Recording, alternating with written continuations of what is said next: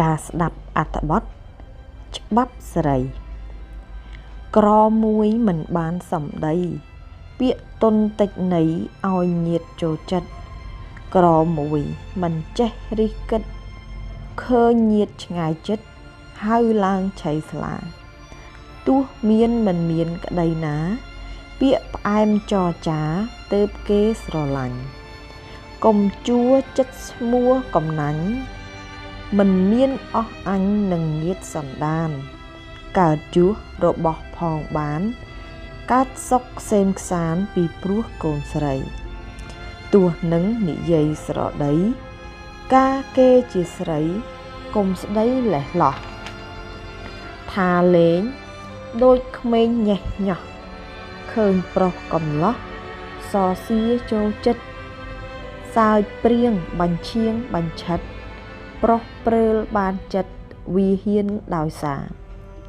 ហៅស្រីអប្រិយឥតការឥតមានអរិយាមាយាទក្នុងខ្លួនភ្លើងក្រៅកុំនាំទៅក្នុងឲ្យឆេះបំផ្លុងរឹងផ្លុំបង្កាត់ភ្លើងក្នុងមិនប្រុងប្រយ័ត្ននាំមកបង្កាត់ឲ្យឆេះឯក្រៅអុចអាលបណ្ដាលឲ្យក្តៅដាលដល់កូនចៅអសោចអប្រិយឲ្យនាងខំប្រឹងស្មារតីមើលភ្លើងទាំង3រក្សាឲ្យគង់ភ្លើងនោះឲ្យគុណពុំលងនឹងឲ្យឧដុងឧត្តមកន្លងភ្លើងមួយឲ្យនាងរក្សាពីគុណមេដាបៃតាស្ងួនក្រងស្រីមួយដំណើរទាត់ជាយលន់លឺស្ទើរធ្លាយ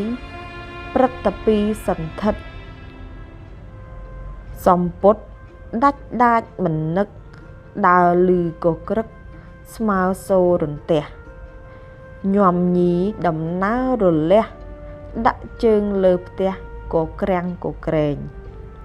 ក៏ក្រើកផ្ទះទាំង3ល្វែងដូចកលគេសែងរបស់ចេញទៅស្រីមួយឃើញទ្រពនៅផ្លូវកន្លងហួសទៅមិនចាត់ទុកទេពុំជេរចំណេរទៅមុខពុំចេះដាក់ទុករត់រាយតែល្វែងទ្រពនោះរលួសចេញឯង